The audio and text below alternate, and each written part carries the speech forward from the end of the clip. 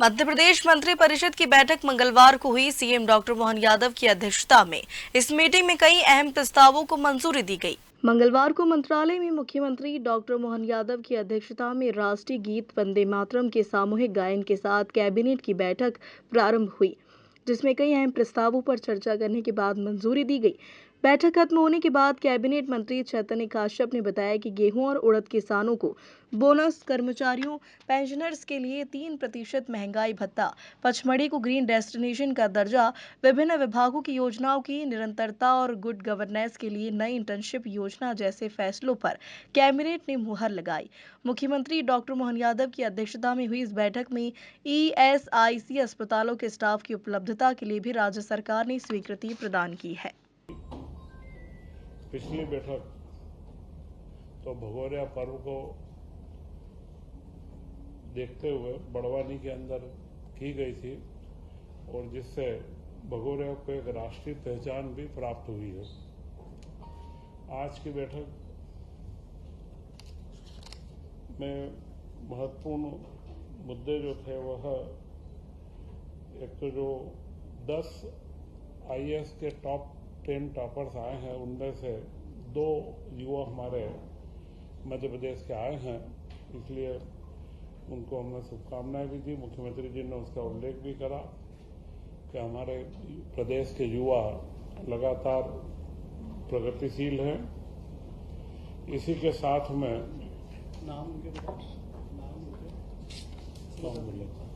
नाम आपको प्रेसमेंट में दे देंगे, दोनों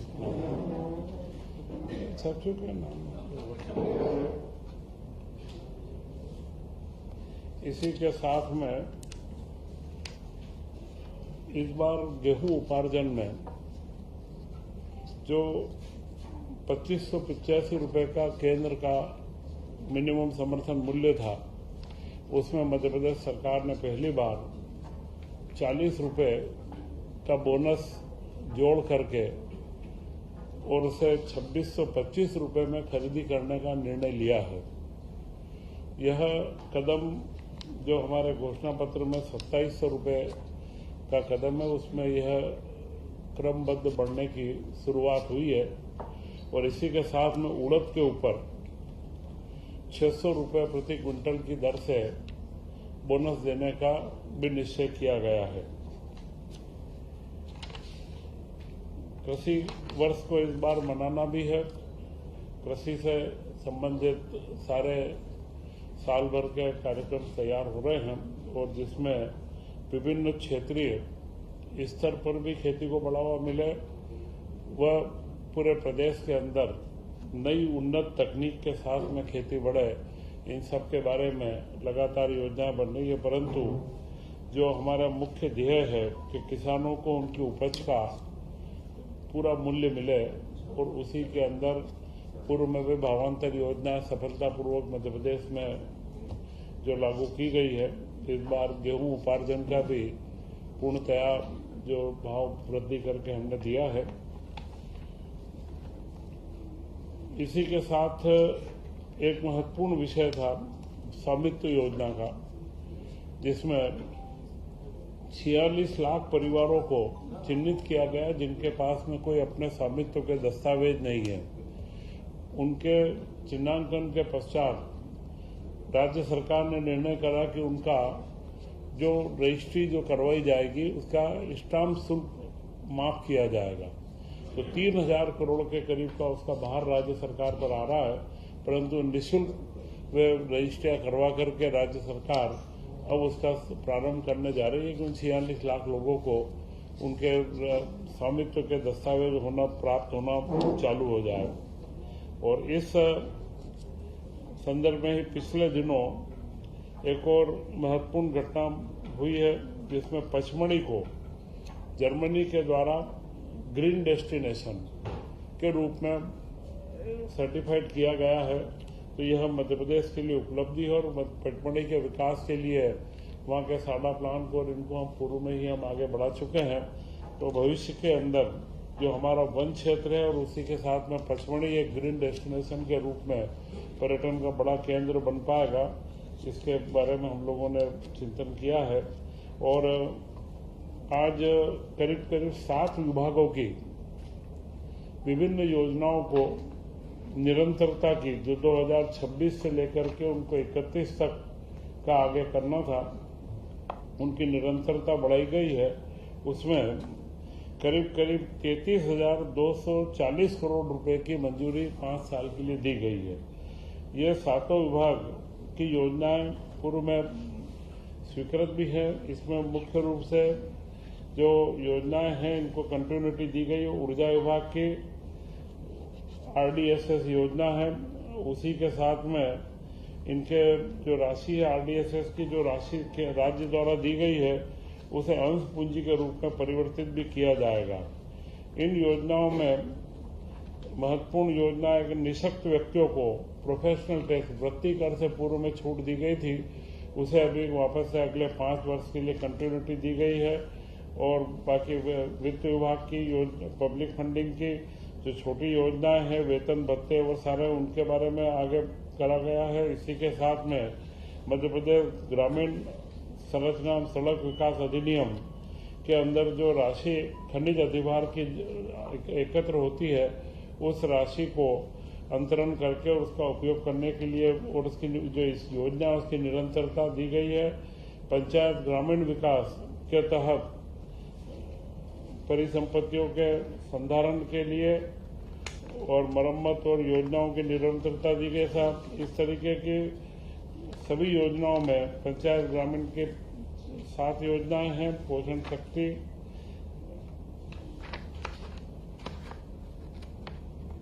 इसी के साथ योजना आर्थिक सांख्यिकी विभाग के अंदर नीति आयोग के सारे वेतन भत्ते और उनकी कंटिन्यूटी की योजना है। और जनजाति कार्य में पोस्ट मैट्रिक छात्रावास और उनकी जो योजना चालू है उसकी निरंतरता 610 करोड़ रुपए टोटल 33,000 करोड़ की है। उसकी सूची आपको उपलब्ध भी करवा दी जाएगी। और अनुसूचित जाति अन्वेषण संस्था की निरंतरता दी गई है। जनजाति क्षेत्र में महिला बाल विकास में जो नोराड स्टाफ डैम आदिवासी महिलाओं का आर्थिक सशक्तिकरण, तेजस्वी ग्रामीण महिला सशक्तिकरण, इन समस्त योजनाओं की निरंतरता आगे दी गई है। महिला एवं बाल कल्याण संचालनालय, बाल अधिकार संरक्षण आयोग और राज्य महिला आयोग, इनके अंदर जो बजट की राशि है उसकी स्वीकृति दी गई है। और सूक्ष्म, लघु तथा मध्यम विभाग का तीनों कार्य जो मुख्य निवेश संवर्धन की जो सहायता दी जाती है उसकी योजना को 26 से 31 तक तथा स्टार्टअप की योजना को 2026 से 31 तक वो विभाग के जिला व रीजनल कार्यालयों को निरंतरता के लिए इसमें आगे बढ़ाया गया है। 10,000 करोड़ के करीब इसमें सब्सिडी का प्रावधान है और स्टार्टअप में 600 करोड़ के करीब खर्च का प्रावधान दिया गया है।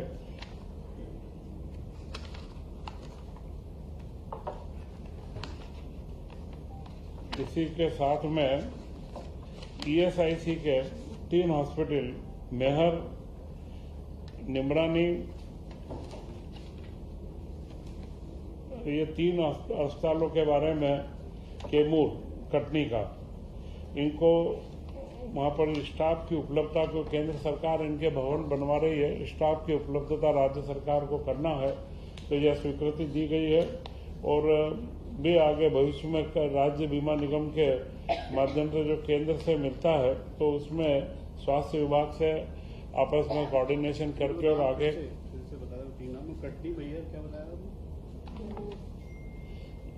मेहर, कैमूर तथा निमरानी, इनमें पदों की स्वीकृति दे रहे हैं। उनकी डिस्पेंसरी है श्रमिकों के लिए, तो श्रम विभाग के माध्यम से इनमें पदों की स्वीकृति डॉक्टर्स की होगी और उसका नए औषधालय का निर्माण का पूरा खर्च भारत सरकार उठाएगी। और जो इसके बाद इसमें 51 पद लगेंगे, उन पदों के लिए हमारे यहाँ से स्वीकृति दी गई है। चितरंगी विधानसभा में एक व्यवहार न्यायाधीश का खंड व उसके नवीन पद का सृजन किए जाने की मांग लंबे समय से चितरंगी की थी, उसे भी आज स्वीकृति दी गई है।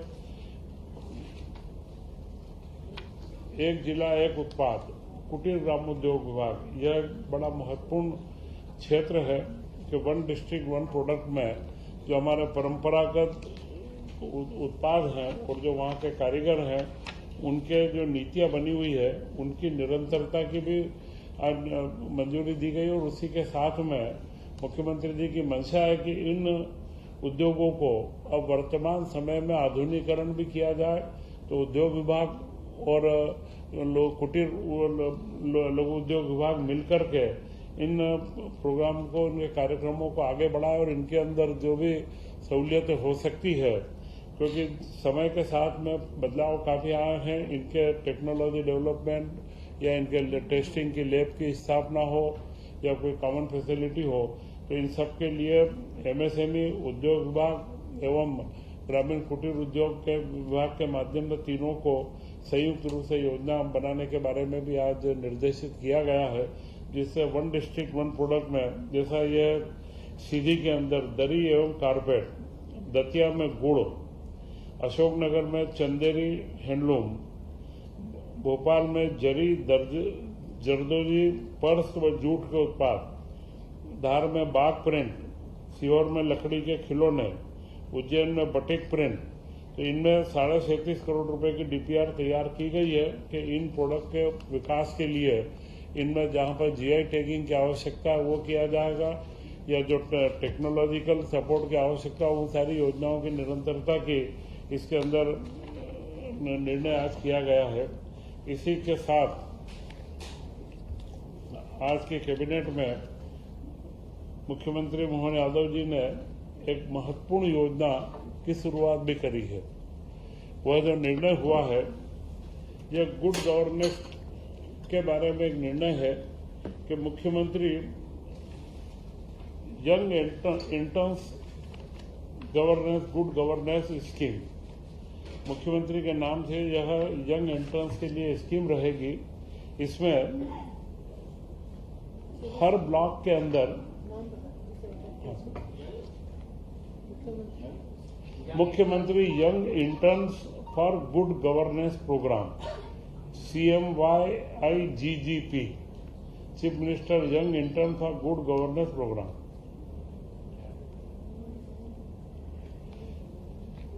इसमें भोपाल में मॉनिटरिंग का पूरा रहेगा, जो अटल बिहारी सुशासन संस्थान है उसके माध्यम से इसको संचालन किया जाएगा। और हर ब्लॉक में मध्य प्रदेश के 15 युवाओं को इसमें चयन किया जाएगा और 1 साल के लिए उन्हें रखा जाएगा और 1 साल और 3 साल तक ये योजना की निरंतरता रहेगी।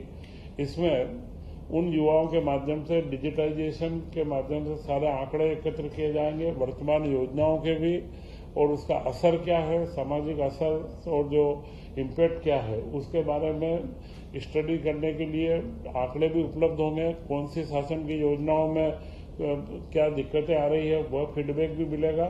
परंतु सबसे महत्वपूर्ण है, इसमें जो 15 युवा हम जोड़ेंगे वे स्थानीय युवा रहेंगे।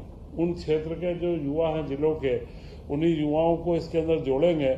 उससे उन युवाओं के अंदर नई तकनीक व गवर्नेंस के बारे में जानकारी विकसित होगी और उन युवाओं का चयन पारदर्शी तरीके से अटल बिहारी सुशासन संस्था की तरफ से किया जाएगा और वे 1 वर्ष के लिए उन्हें अनुबंधित किया जाएगा। इसके बाद में 3 साल तक यह योजना चलेगी। तो यह 4,860 के करीब युवा पूरे मध्य प्रदेश के अंदर इंटर्न के रूप में काम करेंगे और इनके माध्यम से शासन की योजनाओं का इम्प्लीमेशन भी और उनके बारे में फीडबैक भी क्या है उन सबको एकत्र करके और यहाँ स्टेट लेवल पर उसका एक डैशबोर्ड बनाया जाएगा, पूरा एक पोर्टल बनेगा और MP-ACDC के माध्यम से उसकी पूरी रचना बना करके कि हर योजना का जो हमारे अंत्योदय की जो हम बात करते हैं कि हर योजना का लाभ अंतिम व्यक्ति को मिले, तो वह जो अंतिम व्यक्ति तक हमारी योजना पहुंच पा रही या नहीं उसका आकलन भी होगा, उसमें आने वाले व्यवधानों का निराकरण भी होगा। तो यह एक बड़ी महत्वपूर्ण योजना है कि किस तरीके से हम नए युवाओं की भागीदारी सुनिश्चित करें कि वे गवर्नेंस के साथ में इनकॉर्पोरेट हों और गवर्नेंस के बिंदुओं को भी समझे और गवर्नेंस के अंदर गुड गवर्नेंस में सहयोगी बने।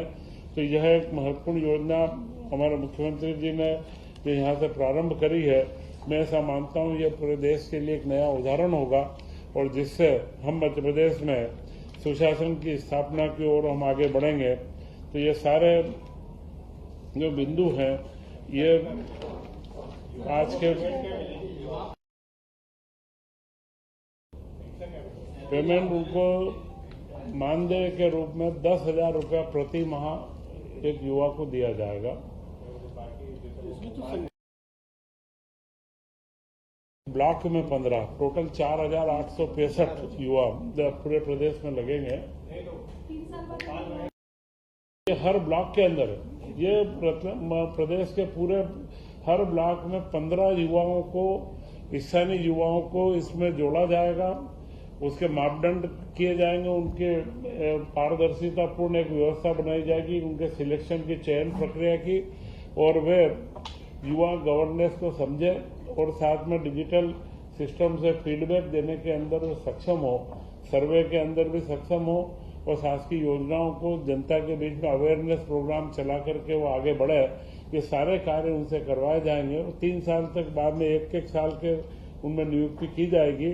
और जो यहाँ पे मॉनिटरिंग का जो सिस्टम रहेगा, ये अटल बिहारी सुशासन संस्थान में इसका सेंट्रल हब क्रिएट किया जाएगा और यहाँ से इसको मॉनिटर करके और इसका एक डैशबोर्ड क्रिएट होगा जो मुख्यमंत्री जी को सीधा और संबंधित विभागों को, जिनकी योजनाओं का मॉनिटरिंग चालू रहेगा, उन समस्त विभागों को रियल टाइम क्या स्थिति चल रही है फील्ड की, वह रोज की रोज तत्काल उनको जानकारियां भी मिलती रहेगी या कोई तत्काल की आवश्यकता होगी तो उसको भी हम लोग फीडबैक देंगे तो उन युवाओं के माध्यम से उसका फीडबैक तत्काल मिल जाए। यह एक बड़ी महत्वाकांक्षी योजना है। ये पूरा उसकी पारदर्शिता, इसमें करीब 170 करोड़ के आसपास का 3 साल का टोटल 170 करोड़ का इसका